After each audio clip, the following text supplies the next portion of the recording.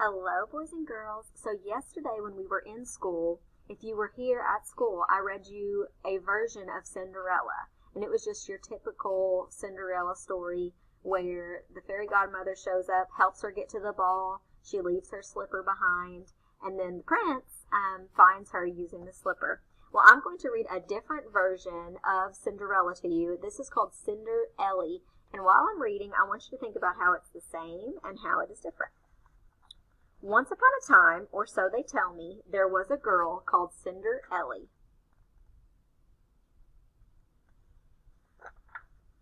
Elly was good and she was pretty. She lived with her folks in New York City, with Mom and Dad and Sue and Nellie. Her sisters were mean to Cinder-Elly. When school let out, they'd watch TV. They'd ask Cinder-Elly to serve iced tea, or else they'd play a video game, but they never asked Elly to do the same.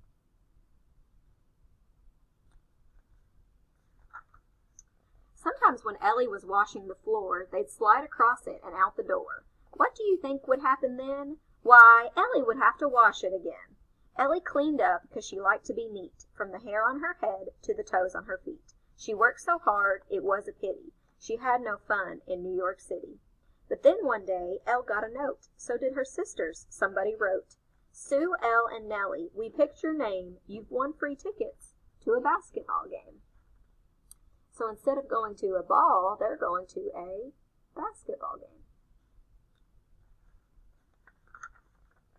"We accept with pleasure," said Sue and Nellie. "And I do too," said Cinder-Elly. Her sisters just looked at her and smiled, and then they said, "You can't go, child."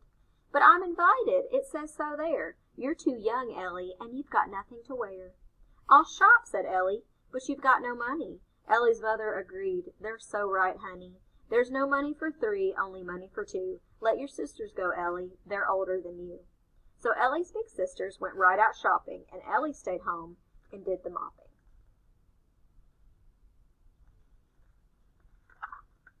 The night of the game, as Elle watched them go, an old lady came by and said, "Elly, hello." "Excuse me," said Elle, "but I know all the dangers. I'm never allowed to speak to strangers." "I'm your godmother, Elly. Don't you recognize me? Last time I saw you, you were 2 or 3. I'm here because we have things to do. Keep your eyes on my cane. I have something for you."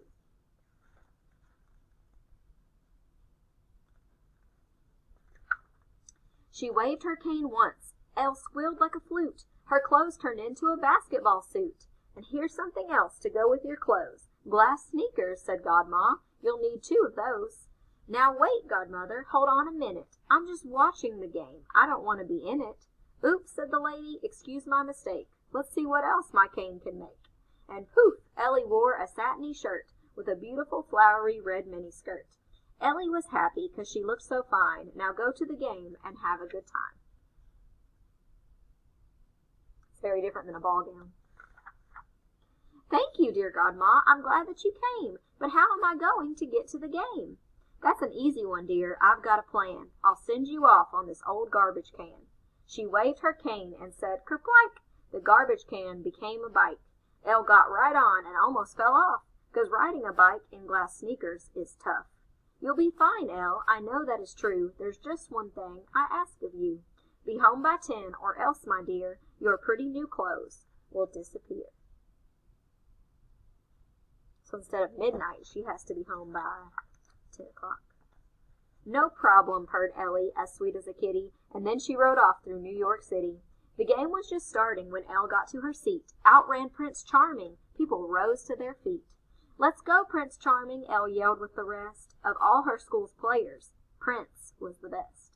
Prince was passing the ball, but he looked at the stands. Boom! Some huge guy knocked the ball from his hands. Elly stood on her toes and raised her arms fast. She caught that ball before it flew past.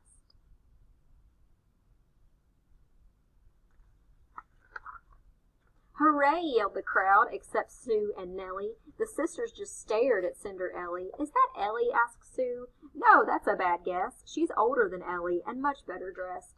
"Here's the ball," Elly shouted as she threw it up high. "In the future, be careful." "Thanks, miss. I'll try." Prince stared at Elly and said, "Glad to meet ya. After the game, let's go get some pizza." "What's your name?" he asked. "I can't tell you, I fear," for Elle was afraid that her sisters might hear.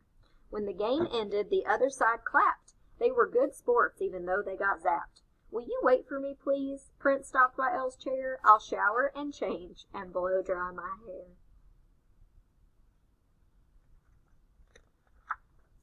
Elle stayed till the clock blinked 9:58. In 2 more minutes she would be late. She got up and ran. It's sad, but it's true. A lace came undone, and she lost a glass shoe.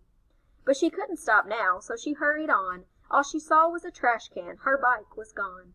Ellie waved at the can, and she said, "Kerplike!" But the can wouldn't change back into a bike.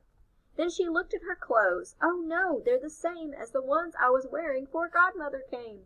She waved at her clothes. Poof! They didn't change either. Where's Godma, she wondered, now that I need her?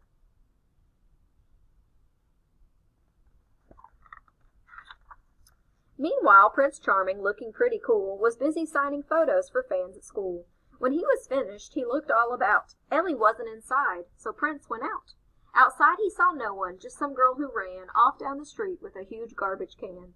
But on the steps he spied one sparkly shoe. This sneaker, said Charming, gives me a clue. Next morning Cinder-Elly tried giving Prince a call, but his number wasn't listed in the book at all. At the same time Charming sat at a table. He drew the sneaker as well as he was able.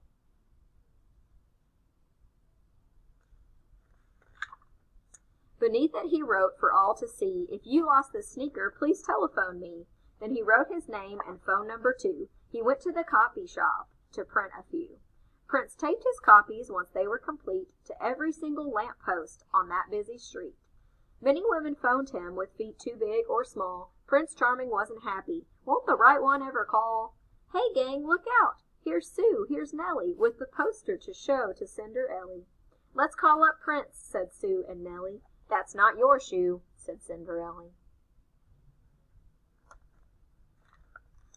Oh no, they said, but we'll try it, since how else could we ever meet a real-life prince? They phoned Prince Charming, and just as they planned, he dropped in to visit with the sneaker in hand. Prince was surprised by Nellie and Sue. He said, I don't remember either of you. Sue tried the shoe and fell down flat. Poor Sue, laughed Nell, your foot's too fat. Next Nellie tried and went into a tizzy. The shoe was so tight it made her feel dizzy. Then Ellie came out from where she'd been looking. Her sisters yelled, Ellie, go back to your cooking.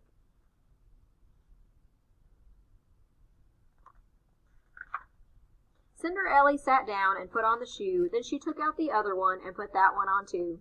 Excuse me, called someone. May I come in? Please do, said Ellie. Godma, where have you been? I've been busy, she answered, but I know my duty to see Cinder-Elly and her friend Prince Cutie. Prince Charming, he corrected.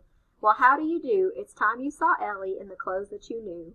Poof, poof, she waved. Ellie's clothes became the ones she had worn to the basketball game.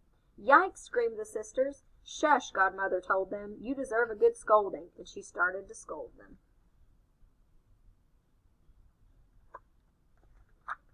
You're forgiven, said Ellie. I'm sure that you've seen that it's awfully wrong to be terribly mean. You're right, Cinder-Elly, and we promise we know it. If we ever feel mean again, we just won't show it. Prince said to Ellie, let's go spread the news. Wait, Prince, said Ellie, till I change my shoes. They walked down the street holding hands, pretty snappy, and everyone lived forever happy. All right. And there's one last illustration. Okay. So I want you to think, boys and girls, what characters are the same and what characters are different in this story? In both stories, our main character was Cinder-Ella, but in one story her name was Cinderella, and the other one she was Cinder-Elly. There was a Prince Charming in both. In one, there were stepsisters. In this one, they were just regular sisters. There was a fairy godmother in Cinderella, and in this one there was a fairy, well, not a fairy, just a godmother. So the characters, a lot of the characters were the same, but some of them were tweaked or different, just a little bit. And the settings are really different. This one is set in present day, and Cinderella is set a long, long time ago. And another difference would be, whoops. Sorry about that, boys and girls. Another difference would be that this one is set in New York City, and the other one was set in a kingdom or in the country for sure, in a palace. Okay, and think about how were the events, what happened in the story, how were they the same, and how were they different, okay? So whenever you are working on your story tomorrow, so I'll make another video showing you how to do Wednesday's activity. So whenever you're doing Wednesday's activity, you're going to write your own version of Cinderella, and then you're going to compare your version of Cinderella with Cinder-Elly. So where it says your choice, you're going to write Cinder-Elly, or you can use the original Cinderella. But I would use Cinder-Elly, since you can come back and listen to it again if you need to, or look back in this video to find the answers, okay? So that's what you're doing on Wednesday. So I'll make another video explaining how to do your own version of Cinderella, okay? All right. I'll see you all later. Bye.